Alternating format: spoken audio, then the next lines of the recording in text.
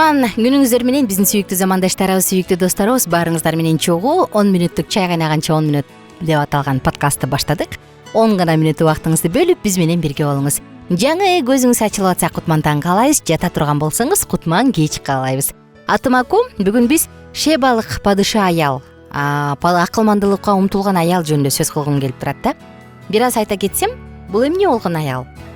Бул эски осуятта Торат китебинде бул аял тууралуу абдан сонун айтылган. Узун кербен Жерихондон Иерусалимди көздөй өйдөлүш жолдо жай жылып бара жатты дейт. Оор жүк жүктөлгөн төөлөр буттарын илки эптеп шилтешет. Анткени алар узак саякаттан келатат да. Кербен менен келе жаткан аял өзүнөн ушул жолго чыгуунун кереги бар беле деп да сурап койду. 2000 километр аралыкты басып өтүш үчүн көп жума талап кылынды. Кээде жолдун учу кыйры жоктой сезилчү да. Чөлдө түнкүсүн суук, күндүзү мээ кайнаткан ысык, кээде гана ачуу тийген күн нурунан корголой турган жер тушуп келбесе, учу кыйрысыз мейкин талаада күндүн аптабына куйкаланып жүрүп отурушту. Баарынан жаманы кум учурган бороондор менен чөлдүн ысык шамалы болду. Жолду катар аял мен максатка жетишим керек, антпесем болбойт деп өзүнүн ынандырып келе жатты. Анда ал аялдын кандай максаты бар эле? Кудай тарабынан берилген Сулаймандын акылмандуулугун угуш үчүн жер жүзүндөгү бардык падышалар Сулайманды көргүлөрү келген. Анан бул Шебалык аял дагы алардын катарында эле.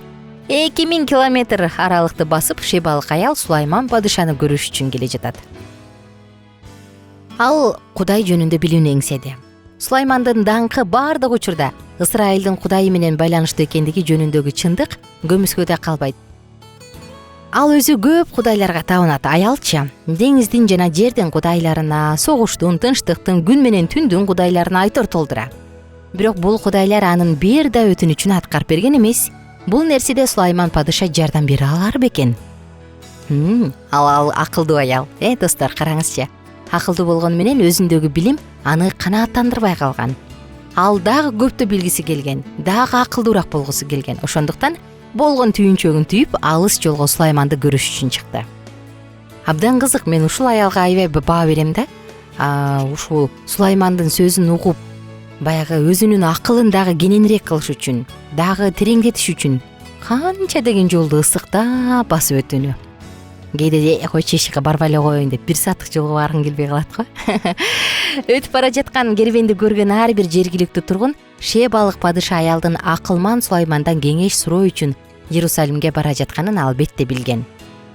Кербендеги төөлөргө баалуу жүктөр жүктөлгөн да. Кымбат баалуу жупар жыттуу заттар, алтын жана кымбат баалуу таштар жүктөлгөн. Булардын бардыгы Сулайманга арналган тартуу болчу. Дөөттүн 10-уулу, ал эми Дөөт менен Батшебанын 2 уулу Сулайман Ысрайылдыктын 3 падышасы болуп эсептелет да. Натайм пайгамбар аны Жедидия деп атайт. Бул Кудайдын сүйүктүүсү дегенди билдирет экен. Караңызчы, Кудайдын сүйүктүүсү деп. Шебалык падыша аял алыс жолду басып отуруп падышага келет. Ал Сулайман падышага ачык айрым жана өзгөчө кыраакы адамга өзүн тынчсыздандырган көптөгөн суроолорду берет. Сулайман дагы аял акылдуу эле, аял сыяктуу эле мамлекеттик жогорку кызматтагы адам да. Ал аялды жакшы түшүнөт. Аял туш болгон көйгөйлөргө Сулайман да туш болгон. Аялды таң калтырып, Сулайман анын өтө татаал, чийленишкен суроолорунун бирин да жоопсуз калтырбайт. Баарына жооп берет. Анан ошондо баягы аял эмне дейт дебейсизби? Баягы аял Сулаймандын жөндөмдүүлүгү бардык нерседен байкалганын байкайт. Падыша сарайынын жасалгасынан, кызматчылардын өзүн алып жүрүүсүнөн, малайлардын жүрүм турумунан бардык жерден көрүнүп турат.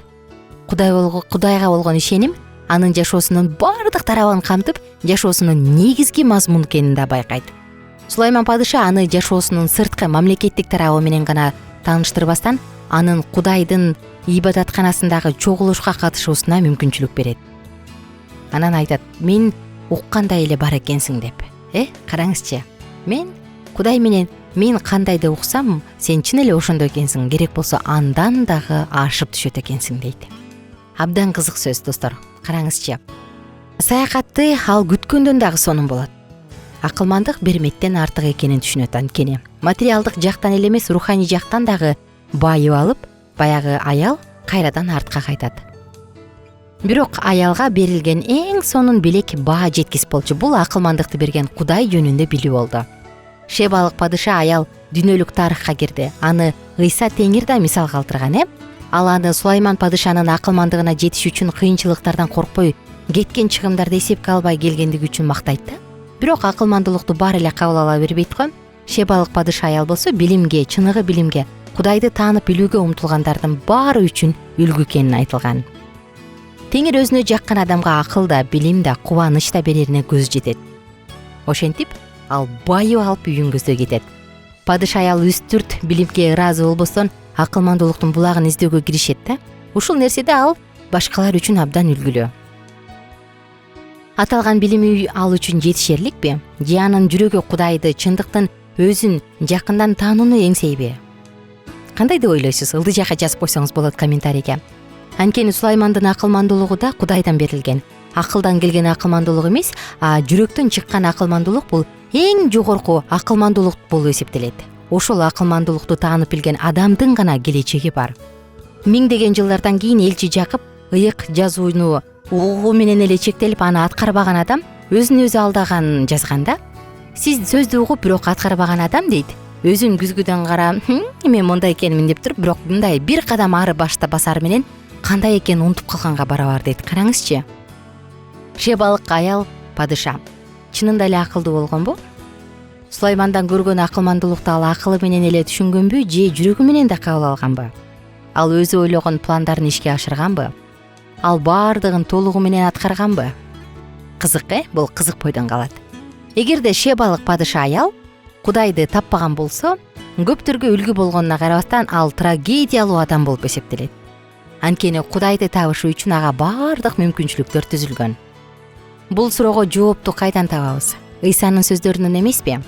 Ал Ыйса шебалык падыша аялды жүйүттөрдөн, өзүнүн замандаштарынан дагы жогору коюп атат. Ал тургай аны мыйзам окутуучулар менен фарисейлерге дагы үлгү кылып атат. Караңызчы.